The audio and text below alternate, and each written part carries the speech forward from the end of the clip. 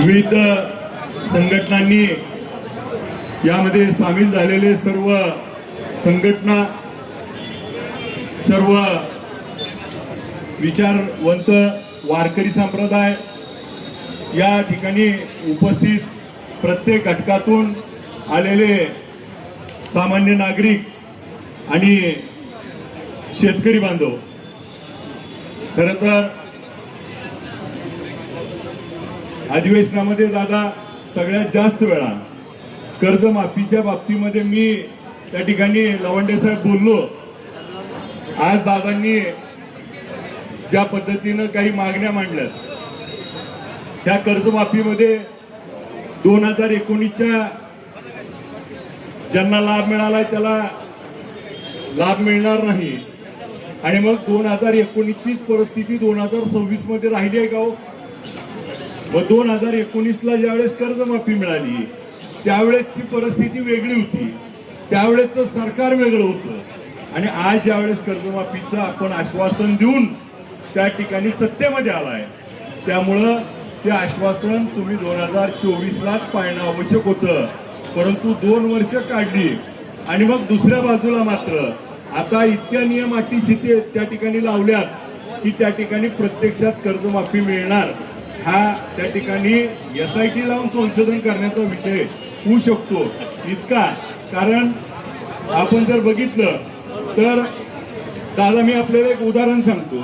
सोलापूर जिल्ह्यातील सोलापूर DCC बँकेमध्ये आमच्याकडे 1,25,000 लोकांना कर्ज दिलेलं आहे, आणि 1,25,000 दिलेल्या कर्जामध्ये फक्त 28,000 कर्जदार त्या ठिकाणी पात्र आहेत. म्हणजे वरचे 1,00,000 कर्जदार त्या ठिकाणी कर्जमाफीत मिळणारच नाही. मग कर्जमाफी कसली?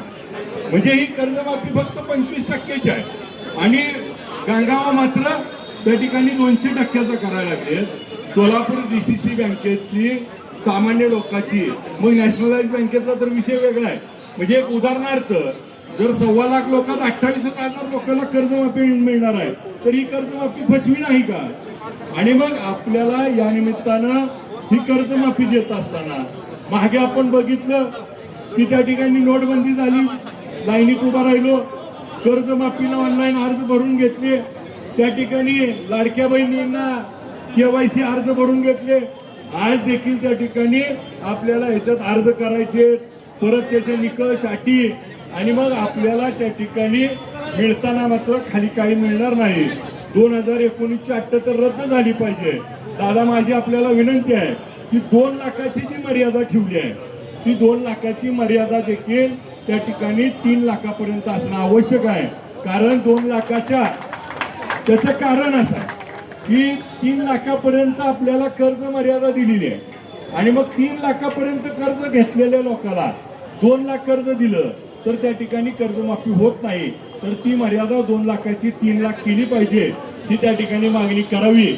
आणि त्याचबरोबर आज या अटी शर्तीमध्ये जे पैसे ज्यावेळेस कर्जमाफीतले 50,000 मिळणार आहेत किंवा 2 लाख, त्यानंतर ती कर्जमाफी झाल्यामुळे तो OTS मध्ये जाणार आहे, आणि OTS मध्ये गेल्यावर परत कर्ज मिळायला अडचण निर्माण होती. तर त्याला ती OTSची अट नसावी आणि त्याला सिबिलवरती इफेक्ट नसावा, जेणेकरून परत त्याला कर्ज मिळत असताना. अजून एक दादा त्याच्यामध्ये आपण बघितलं असेल तर काल महसूल मंत्री महोदयांनी सांगितलं की ज्याच्याकडे ट्रॅक्टर आहे त्याला कर्जमाफी नाही. मग ट्रॅक्टर असणाऱ्याला शेतकऱ्याला कर्जमाफी नाही, मग शेतकऱ्याला कर्जमाफी ट्रॅक्टर घ्यावे म्हणून त्या ठिकाणी आपण योजना दिली, ट्रॅक्टर घेतले, आणि आज ट्रॅक्टरच थकीत आहेत, ट्रॅक्टरच अडचणीत आहेत हप्ते, आणि मग शेतकऱ्याला अडचणीत आणायला तो ट्रॅक्टर जबाबदार आहे, आणि आता कर्जमाफी मिळायला पण ट्रॅक्टर नको. म्हणजे डबल सरकार त्या ठिकाणी भूमिका घेतंय. तर याच्यामध्ये मोठे शेतकरी आहेत ज्याचं 1-2 कोटी रुपये इन्कम टॅक्स भरते, त्याला कर्जमाफी देऊ नका, आमचं त्याच्याबद्दल म्हणणं नाही. पण सामान्य जो शेतकरी फक्त शेतीवर अवलंबून आहे त्याला मात्र सगळी कर्जमाफी मिळाली पाहिजे, ही भूमिका घेतली पाहिजे.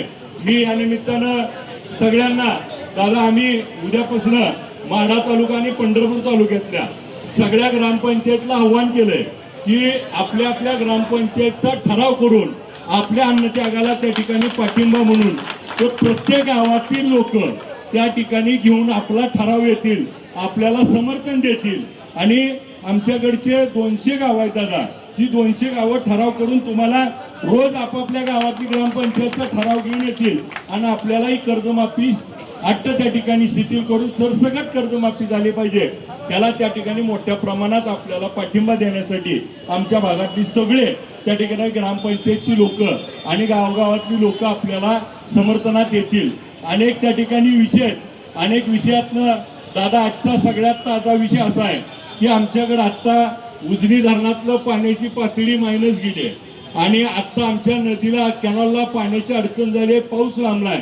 आणि दुसरी गोष्ट, नदीला पाणी आहे पण गेल्या 2 महिन्यापासून लाईट मात्र त्या ठिकाणी अक्षरशः 8 तासाची लाईटची भूमिका घेतली. सरकारनं 8 तास सांगितलं, परत 8 तासाचं 6 तास केलं, 6 तासाचं 4 तास केलं आणि आता 2 तास लाईट मिळते आहे, ती पण वेळेवर रेग्युलर मिळत नाही. एका बाजूला 2022 पासून लाईटचं कनेक्शन द्यायचं बंद केलंय आणि सोलार घ्या म्हणून सक्ती केली. सोलारचे सोलापूर जिल्ह्यात 9,000 लोकांचे अजून पंप बसवून झाले नाहीत आणि सोलारचे अर्ज केलेत. सोलार मिळत नाही, दुसऱ्या बाजूला लाईट मिळत नाही.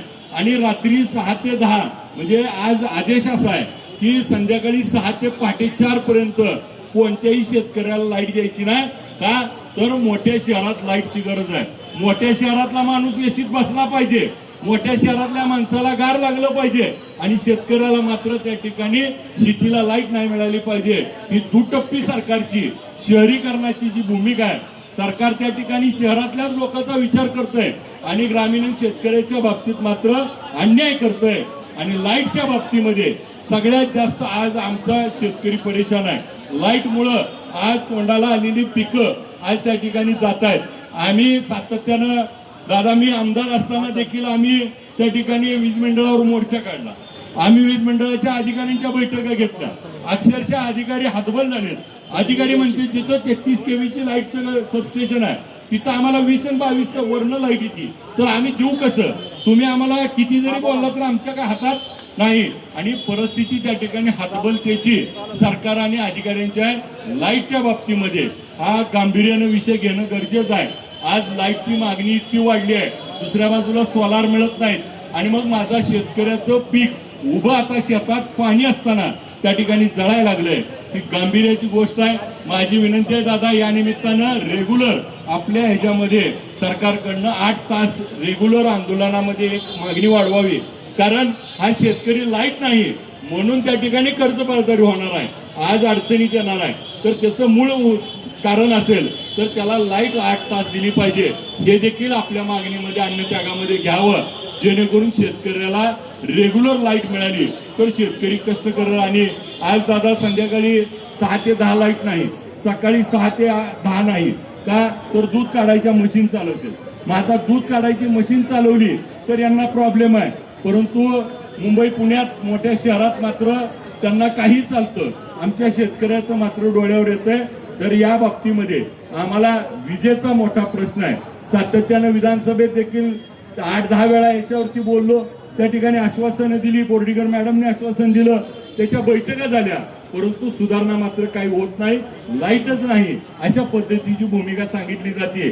माझी आपल्याला या निमित्तानं विनंती आहे की अन्यथा करत असताना दादा हा कठीण प्रसंग आहे. इथं आलेले सगळेजण आम्ही तुमच्या सोबत आहोत, परंतु आपण आपल्या तब्येतीची काळजी घेऊन आपण जेवढं शक्य आहे तसं त्या ठिकाणी आराम देखील घेतला पाहिजे. नाहीतर एका बाजूला आपला उपाशी पोट आणि दुसऱ्या बाजूला आलेली लोक भेटत राहणार.